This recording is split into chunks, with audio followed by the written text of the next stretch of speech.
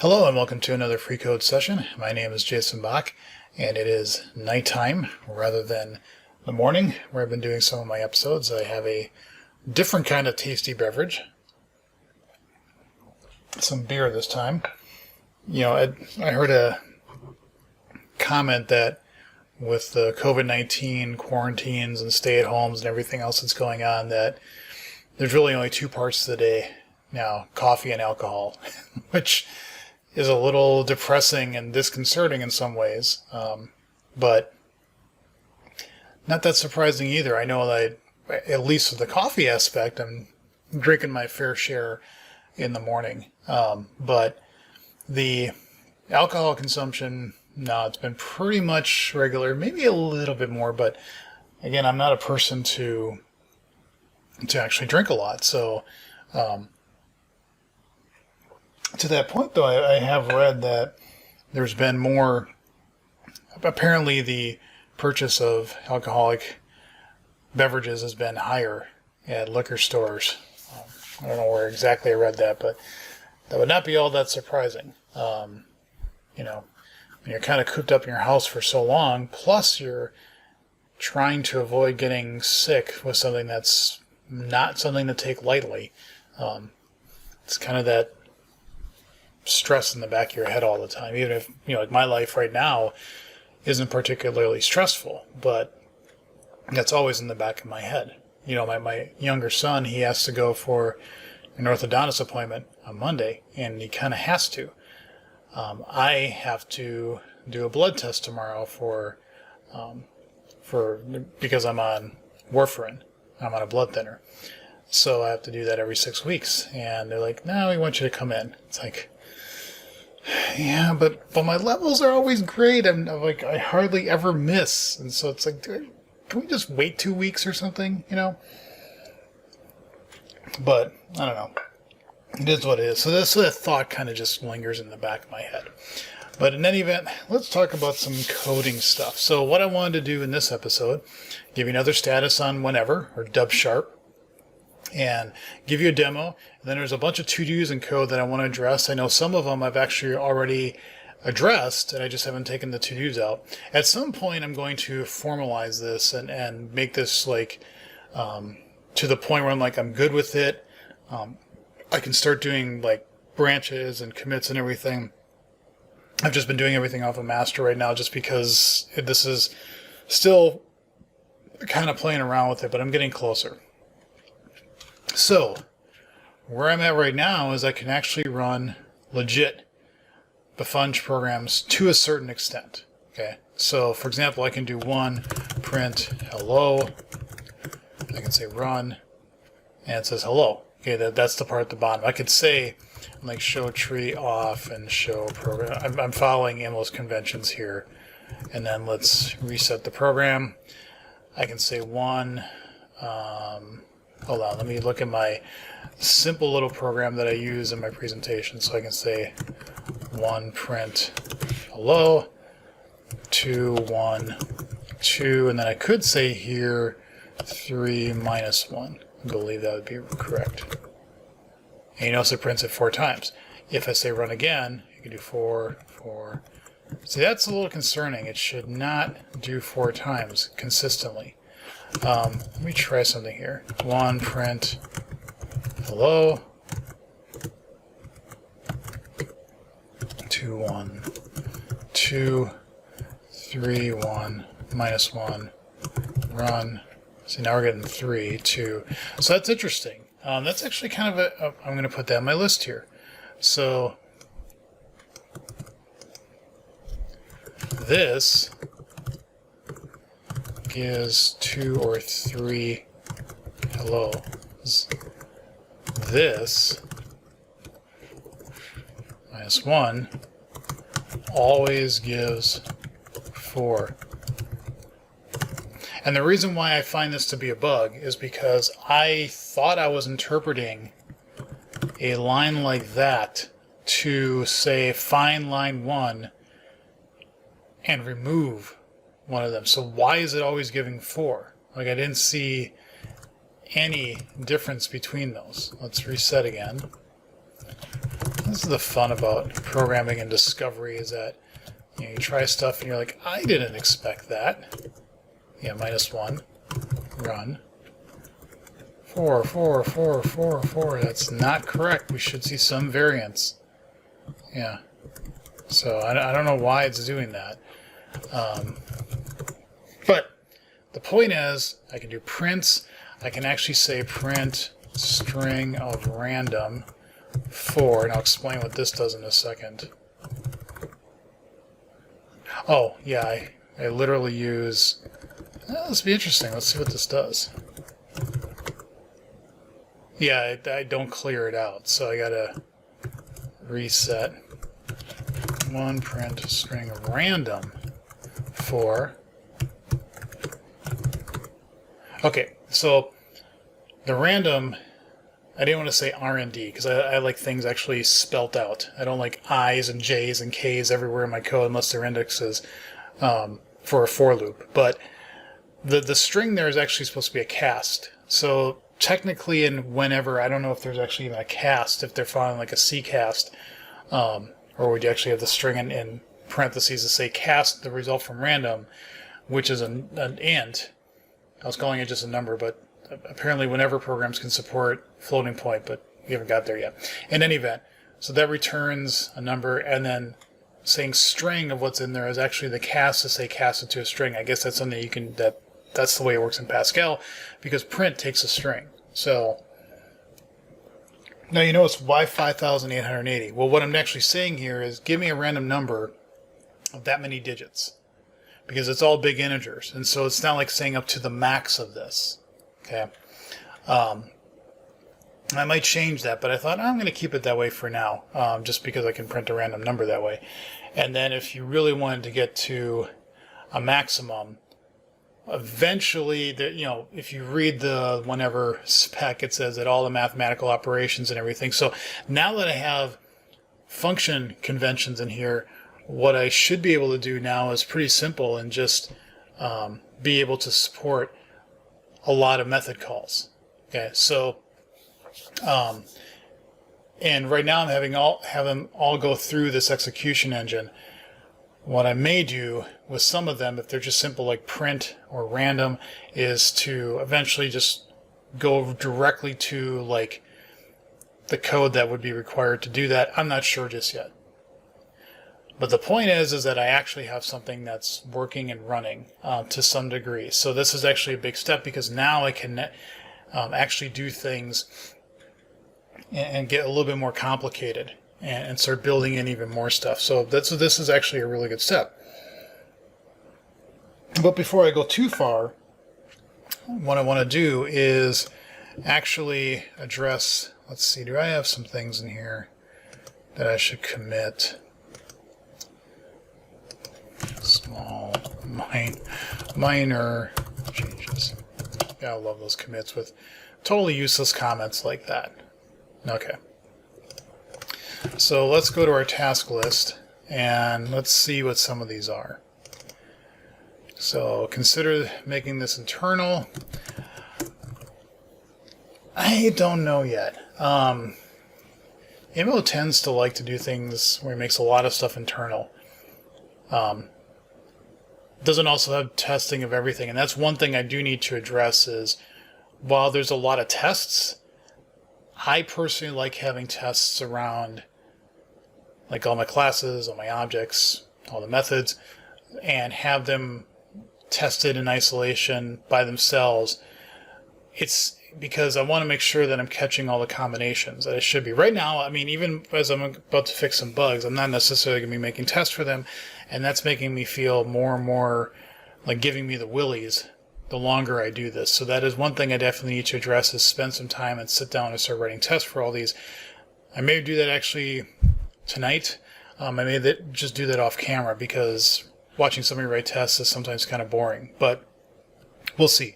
But that point is I think in here I do have, an internals visible to, which I personally like. I'm also debating if I should just call this dub sharp and call this like WSI. I notice, he had a conversation, Imo did, in his one of his recent streams of calling Minsk like MSI. That's the compiler name, or MSC. Yeah, because the I is the interpreter, the C is the compiler. I think I was kind of half watching that, and so maybe I'll do the same thing. I'm not sure. So I might just keep it this way. I might, instead of calling this runtime, call it core, because this is the core stuff, and I don't know. We'll see. So what I definitely need more tests around it, and part of that is just kind of, it isn't a big, it's not like a related decision, but making a lot of these things internal or not. Should they be? Should they not be? I don't know. Kind of thinking about it. A lot of the coding here too is I'm following what he's doing, and I don't necessarily, like a lot of this stuff, this convention, I wouldn't really write it this way. So I just have been kind of following along, but I need to have tests around, all this stuff. Because what I really need to do is change some of this up to fit my kind of coding convention. So, yeah. So, anyway. No, that's not what I wanted. So there should be method unification on this. Yeah, this is interesting. So bind name expression should be a method invocation. But I'm actually doing method invocations. So I'm not really sure what, like, does this even have any benefit? Because there are no variables in whenever. And so when I was writing this code is I thought, well, I need a name expression because I need to call, figure out the identifier, the name of the method I'm calling. But if you look in here, like bind call expression, it just kind of does the thing that it needs to do in terms of figuring out what it needs to do to actually call something. And so the more I'm looking at this, I'm kind of wondering, do I even need a name expression syntax? Is it something that is even worth it?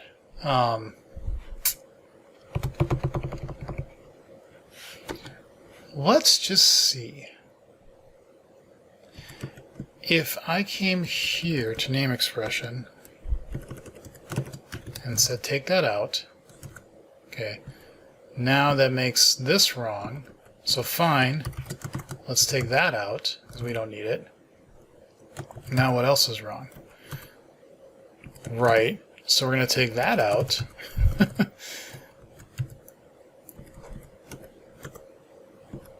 And you're right, we don't have that, so we can comment that out. All right, let's run all tests. Let's see what happens. Build failed. Parse name expression. Where is that from? Parse name or call expression. Yep. You're right. Love that little rendering error, don't you? That's great. So let's take this out, which then causes a bug to come into here, right? Which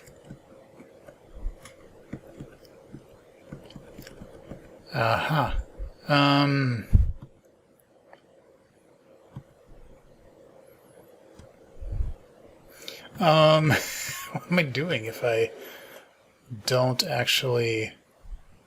I think it would be, wait a minute. I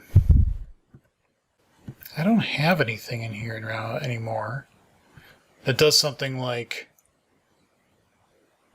bomb, it just either works or not doesn't. I say match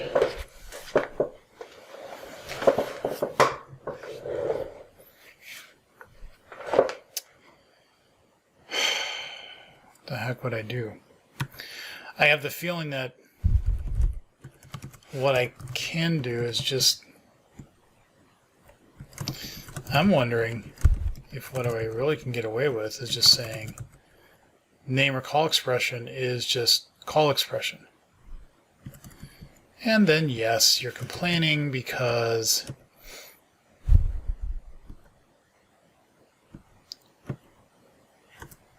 go away. All right, now will you run? We'll run the test, we'll say. Unexpected error. Gotta love those unexpected errors, don't you? Tests. What happened? What happened?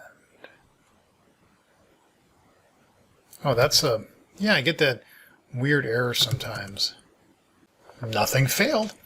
So, I kind of think that my hunch is correct, which is we just say parse call expression here.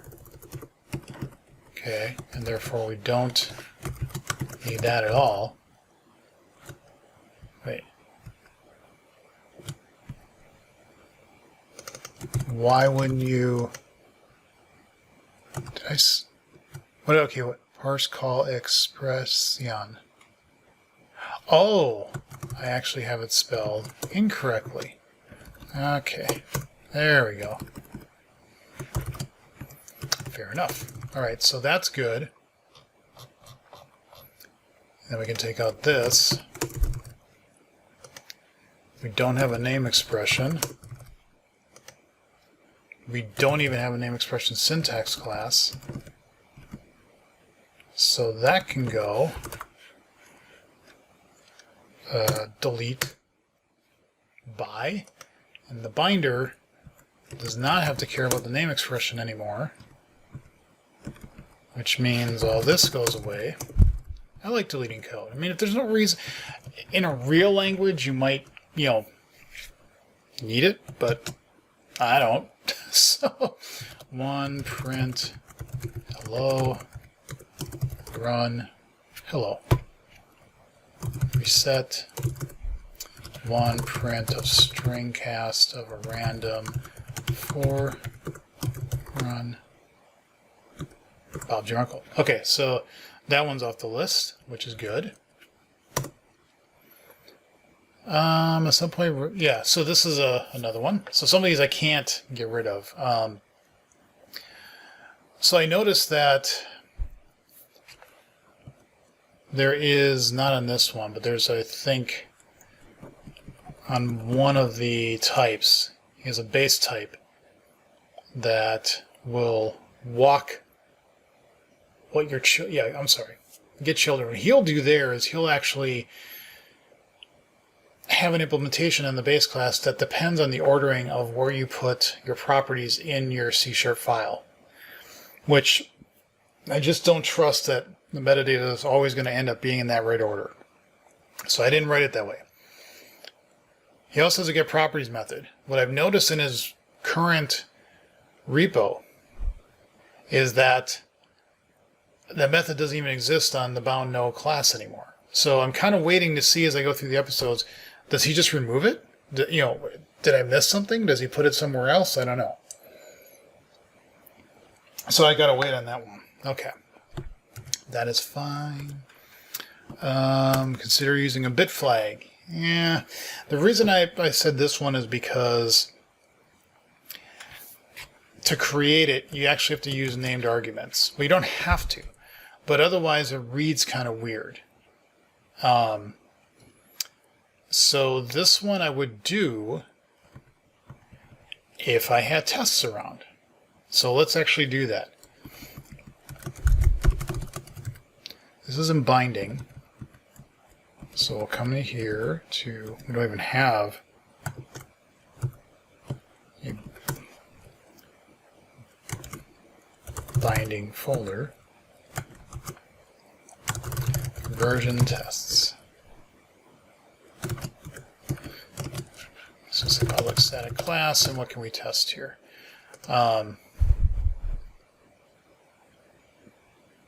we can test,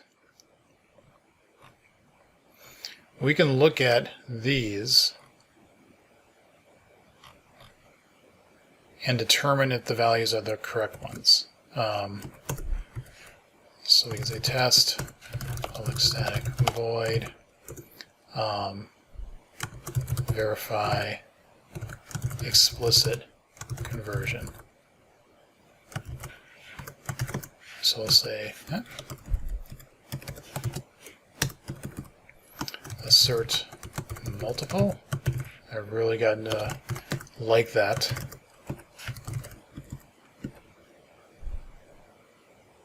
Oh, you're gonna, okay. Assert that conversion. No, not Microsoft Visual Basic. No, no, no. So explicit conversion dot exists is true. And then we'll say name of.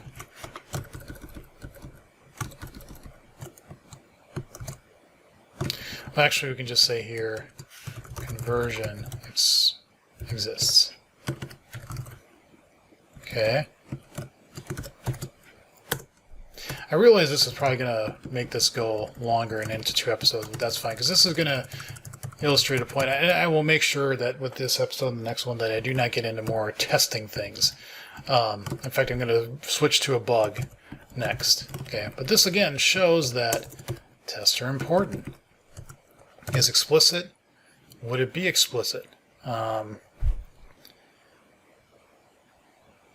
It exists, and you're going to make me too.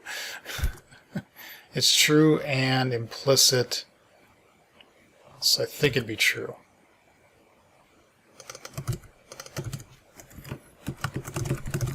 Conversion explicit is identity. Is false. Is identity. And what's the last one? Is implicit. Is it implicit? No, it's not. It's false. And I could actually potentially do this through a test case, but I arguably think this will read better. Identity. And I need to get better about replacing all these. Okay. So, on identity, it's true. I'm sorry, exists is true. Identity is true. Implicit is true.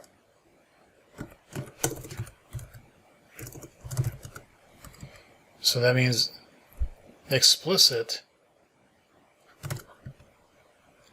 exists and not implicit. Exists and so it'd be false.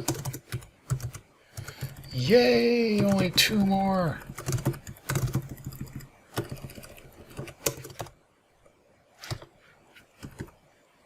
We have explicit, implicit, identity.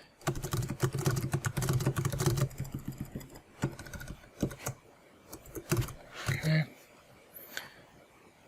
True, false, true.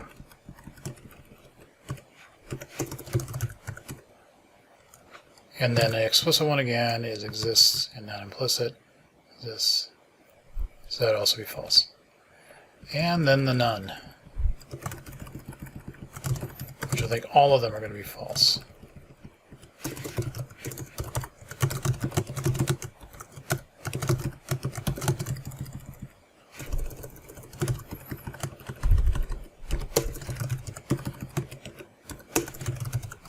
All right.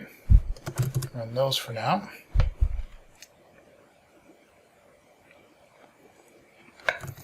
And they all pass.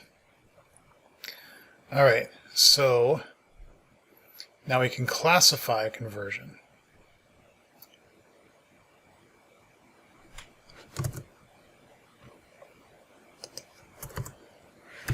Test public static void classify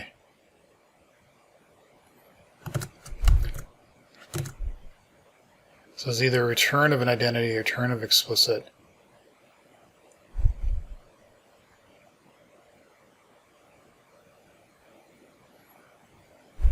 So okay, we'll do classify identity, which is going to be simple.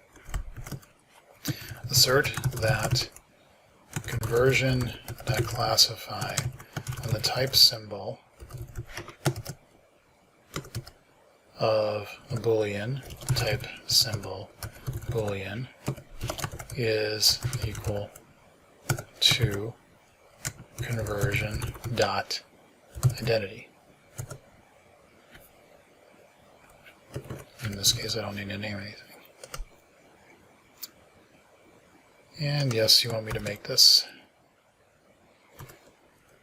that, which is fine. Okay. Let's see if that runs.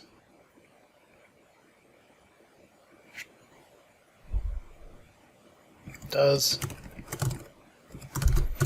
Let's do the none case. Well, let's classify explicit when from is integer. When from is integer.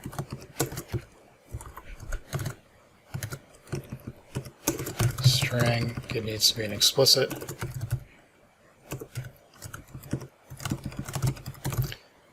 And then when from is Boolean,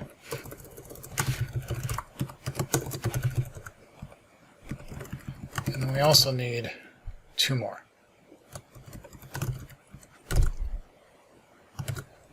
Where from is string, and 2 is integer. So from is string, 2 is integer, and we also have one, I think that's for Boolean.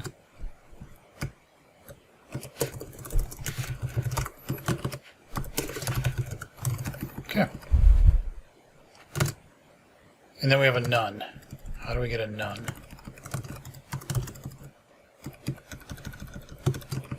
We need to have a case that doesn't fit any of these. So I'll integer to a Boolean. That should be a none.